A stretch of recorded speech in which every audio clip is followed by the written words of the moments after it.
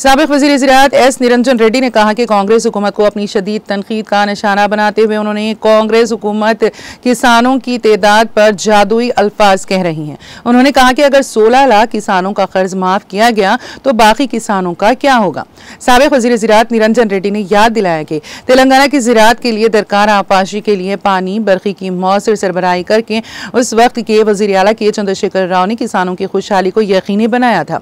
अगर हमारी हुकूमत में 39 लाख किसान थे जिनके पास 1 लाख से कम कर्ज हैं, तब भी ये तादाद बढ़कर 45 लाख हो गई है।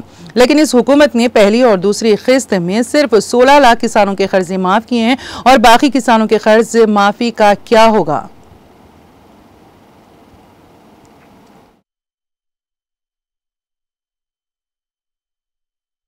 లక్ష రూపాయల రుణం కలిగినటువంటి రైతుల సంఖ్య గత ప్రభుత్వంలో 39 లక్షలు ఉంటే మా ప్రభుత్వంలో ఇప్పుడు అది ఖచ్చితంగా 40 నుంచి 45 లక్షల మధ్యలో ఉండాలి।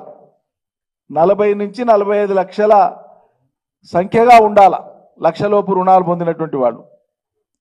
లేదు వీళ్ళు కొందరు ఓవర్లాప్ అయి లక్షన్నరలో పడింది అనుకుంటే కూడా మీరు మొదటిసారి రెండోసారి కలిపి చేసింది ఎంత? ఇప్పుడు రైతుల సంఖ్య ఎంత?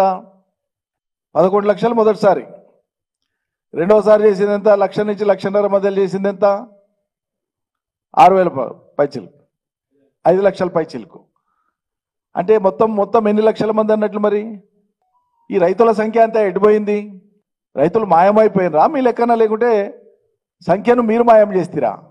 ఇచ్చినమని నమ్మబలకడం కోసం మీరు చెప్తున్నారు కానీ అసలు రుణమాఫీపై రైతుల సంఖ్యపై మీరు స్పష్టత ఎందుకు ఇస్తలేరు? మొదటి నుంచి ఇప్పటిదాకా రుణమాఫీకి అర్హమైనటువంటి రైతుల సంఖ్య జిల్లాల వారీగా ఇది ఎందుకు ఇస్తలేరు?